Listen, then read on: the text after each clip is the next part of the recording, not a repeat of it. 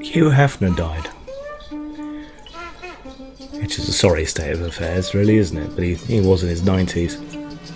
And it strikes me that this is something of a metaphor for the age that we live in. Hef presided over 5, maybe 6 decades of increasing sexual liberalism and acceptance that is perhaps coming to an end, even though the forces that he fought against are largely dead. There are all manner of new forces taking up their mantle, albeit from a different perspective, and threatening the very sexual liberalism that Hefner was in many ways at the forefront of, presiding over, in many ways, the sexual revolution. We know that once a person is perverted, it is practically impossible for that person to adjust to normal attitudes in regard to sex. Larry Flint might have stolen Hugh's thunder a bit in relation to free speech efforts and battles between obscenity and the law. Yeah, by virtue of being shot. But Hef did his own part in relation to that. He was involved in court cases, or at least one obscenity trial, which resulted in a hung jury. I believe that was for a centerfold of Jane Mansfield, fully naked. Yeah, but he wasn't just a perverted old man, you know. There was more to him. He was a free expression campaigner. He did work and gave a lot of money to preserve things from the golden age of Hollywood, to clean up the Hollywood sign, for example. You know, there was more to him than airbrushed pneumatic pornography, which in and of itself doesn't seem so revolutionary today. It seems staid and safe and silly. You know, even though people still campaigned for Playboy to get rid of their nudes, which is what made Playboy, and they later went back on that. But it was more than that. They published important science fiction. They published articles. All kinds of formative and important figures were published in Playboy. People laugh, you know, I read it for the articles, but that was true for a lot of people. It wasn't just nudes. You know, and this conjunction between these two things, nakedness and adult entertainment, and genuinely adult literature and articles and so on, did a great deal to aid the acceptance of sexuality, more open sexuality. You know, and far from being a fossil in a lot of ways, Hugh was very progressive in his open libertine attitudes to sexuality and with regards to the LGBT community. One of those science fiction stories we're talking about was one in which straight people were victimized by gay people in this science fiction world, reversing the manner in which, you know, things have existed in the past and continue in some parts of the world today. And he published it and said, well, you know, if it would be wrong to persecute straight people in that circumstance, it's wrong to persecute gay people in our circumstance. You know, this was the showbiz world he lived in, and he helped bring those more genuinely liberal attitudes to a much wider world. It is also a fact that no matter who buys this material, 75 to 90% of it ends up in the hands of our children. I choose to remember Hefner like that, the sexual revolutionary, the libertine, the free speech advocate, the preserver of trash culture before people realised it was worth something.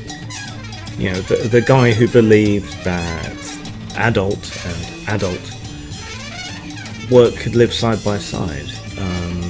Someone who saw no shame in being sexual, in male sexuality. Come to that. That's how I choose to think of him, as that kind of vibrant person who believed in what he was doing, even though it was a business, and not as the withered, leathery old pervert holed up in a mansion that he has become. You know, the punchline to a joke, the stereotype. the revolutionary become the establishment that many people see him as. And who amongst us, when we get old, wants to forego all human pleasure? Who amongst us wouldn't like to still have the pleasure of human touch, of sexuality, to have young, pretty, vibrant, or handsome people around us? So who can really blame him for continuing that lifestyle up until his death? Who amongst us wouldn't want that in some fashion? To be loved and cherished and surrounded and comfortable.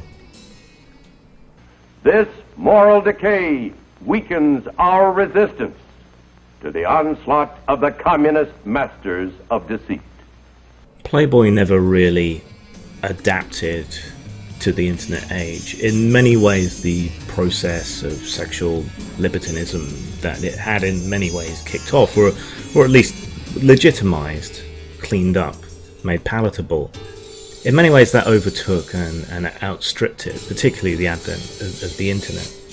Suddenly there was on-tap hardcore pornography, and people wanted something a little more real than the kind of airbrushed pin-ups that Playboy was offering. There was instant gratification, and it was easy to hide. There was still shame, despite all the liberalisation that had gone on. So with the internet, people didn't have to hide their pornography. There was easy access to it.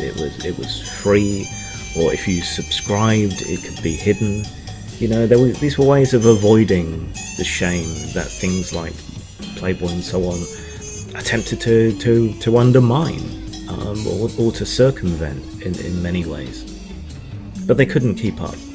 Tastes changed, styles changed, and they doggedly stuck to their old pin-up aesthetic, which interestingly I'm seeing come back a little on controlled platforms like Facebook or Google Plus. You will find groups and areas and people sharing essentially safe for work porn, things that aren't hardcore. So the constricted and artificial environment has in many ways brought about a kind of resurgence of the pin-up aesthetic in a lot of ways, which is nice in a way, but still, Playboy is left behind and struggling to cope, struggling to stay relevant, as many magazines and papers have. It's a shadow of its former self. Changing times. It helped change the times, and the times changed around it and left it behind, and that's a pity. But we still have its legacy, and a lot of what we take for granted today, a lot of what is under threat today, couldn't exist without Playboy and other men's magazines having trod the path ahead. You must realize that they are constantly exposed to those who do read this material, and who might be triggered. I've intercut this eulogy, I guess, to Hugh with parts of an anti-sex video, an anti-girly mag video from, I believe, the 1960s. Though it looks a bit more 1950s to me. Just to kind of demonstrate that for all the players have changed, for all the particulars of the rhetoric have changed, the judgment, the shaming, the tactics, and so on of what people do in order to try and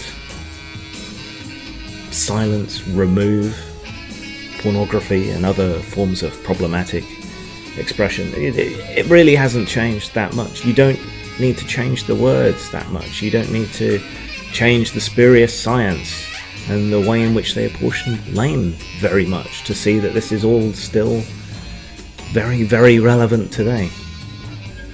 In place of degenerate, we have problematic. In place of fear of communism, it's fear of sexism or fascism or traditionalism. I'm a liberal guy. I'm a I'm a person who wants to keep moving society forward, and yet I keep seeing people who call themselves progressive trying to roll back the advances of the past. And that's confusing. And in some ways, I'm glad Hef won't be around to see the worst of it. Zang. Oh God, deliver us, Americans, from evil.